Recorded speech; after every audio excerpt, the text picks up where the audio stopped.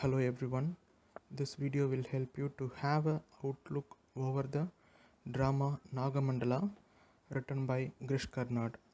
Actually, the Naga-Mandala, it is being denoted as the play with a cobra. Grish Karnad, an Indian playwright, had written this play and he belongs to the state of Karnataka. This play had been written by orally told stories of Karnataka, and here the story had been told by his own mentor, that is A.K. Ramanujam, to Grish Karnad, and he had given two ends for this play. This drama speaks about the exploitation of women and incarceration of women, that is the feministic concepts, and the myth.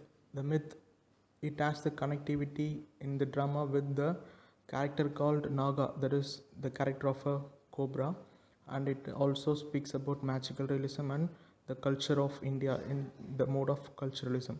These are all the themes that we could find in this play, and here you could find the characters of the play, that is the protagonist named Rani and his husband named Appanna, and the Naga, the character, is a cobra who takes the form of Appanna. It is the mythical character here, and we could find a character called Appanna's concubine in the sense a couple have been living together without marrying, and we have come across two other characters called Kuruduva and Kappanna.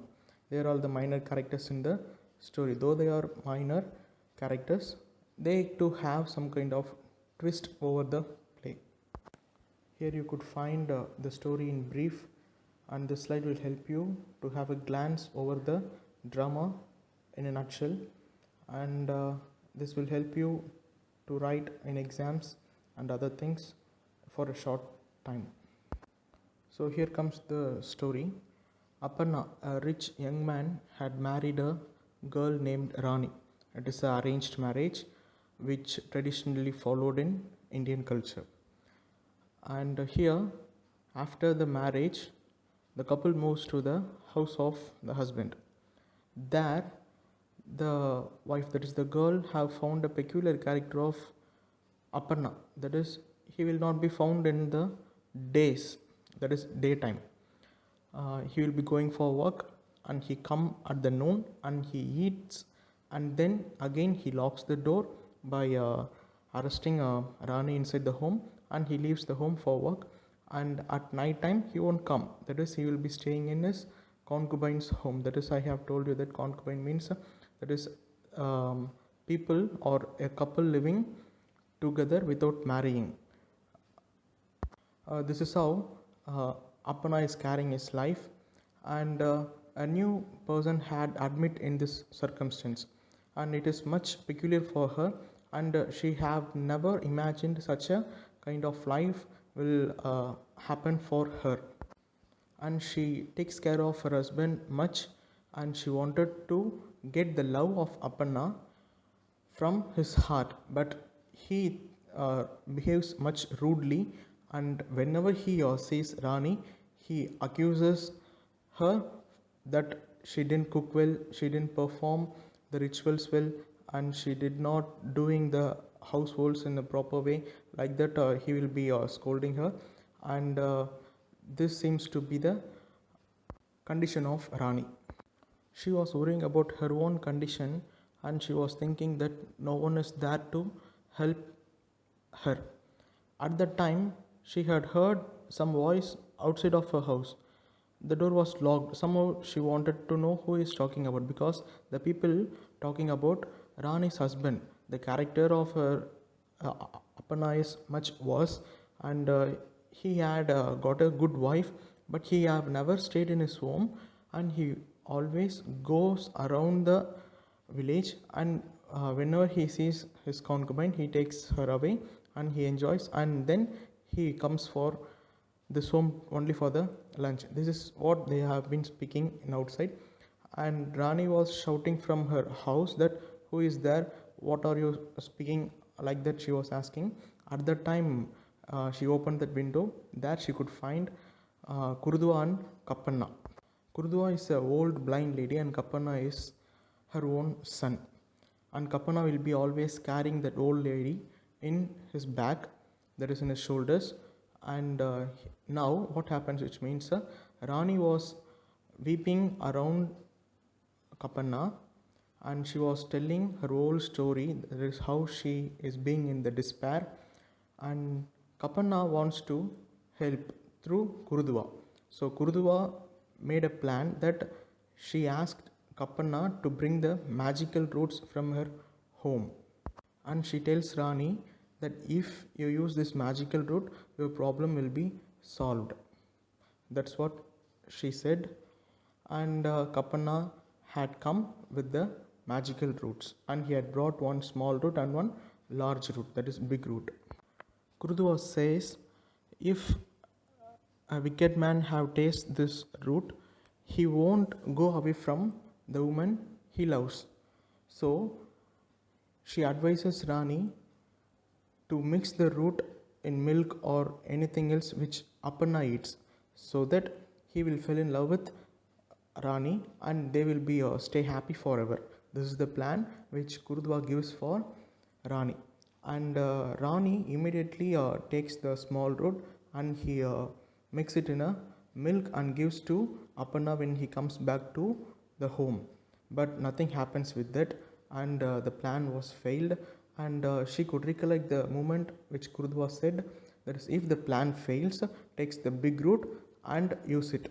That's what Kappanna and Kurudua said for the Rani. Rani started to mix the bigger root in curry. At that time, she had an idea in her own mind, that is, love should come from heart. It should never be taken for granted. If anything comes for taken for granted, it won't be stay forever, and it will be definitely desperate in half a way. So that she thinks, I should own my husband's love through my love. It should not come through any kind of magic, so that I should never give this to him.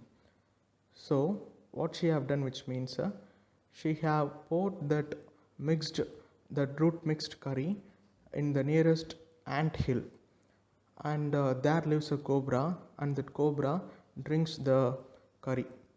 So when Rani goes into her home, the cobra comes out, and the cobra saw that the Rani was the one who had poured that curry, and cobra started to fall in love with Rani.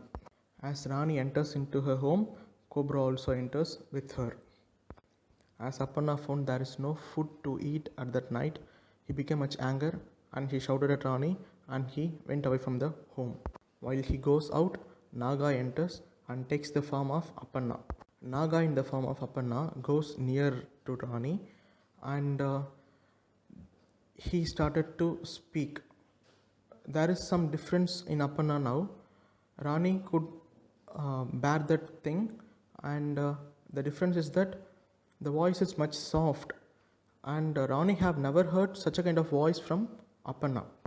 She thought God had blown some kind of grace in her life, so that her husband had changed in overnight, and the man who had gone away with anger had suddenly come in, and she was giving some kind of good note, that is romantic note, through the words in that night.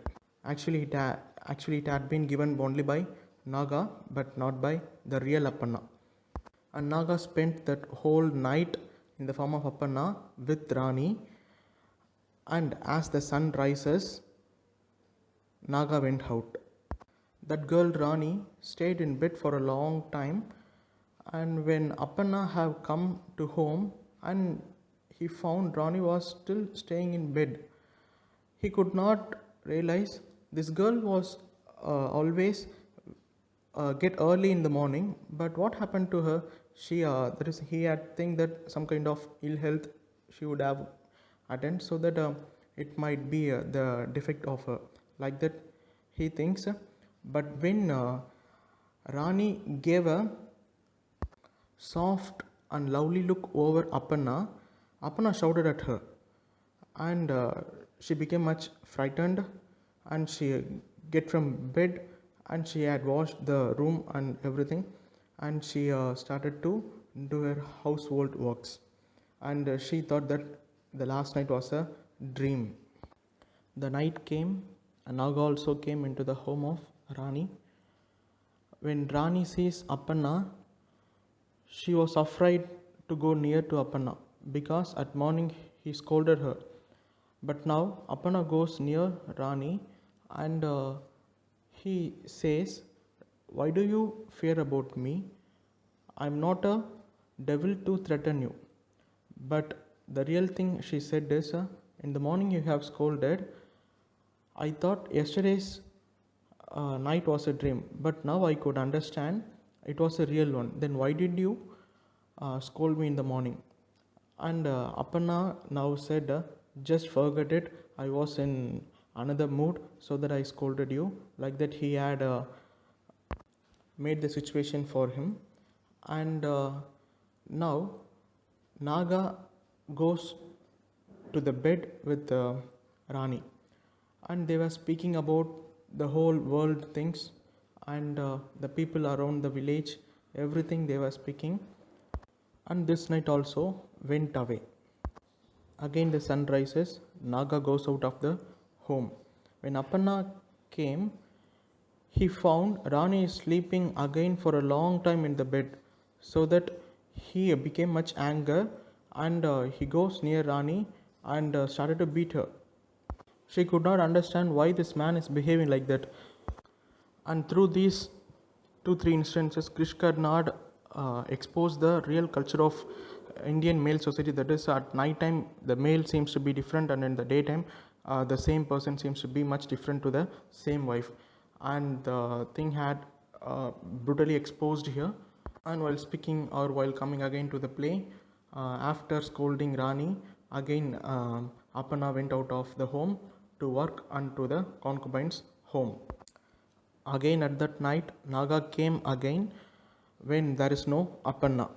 But this time she didn't ask any kind of question to the Appanna in form of Naga, because Appanna have come home with some kind of blood stain. So directly she had taken some kind of ointment and she had applied to Appanna, and that night also spent in the house.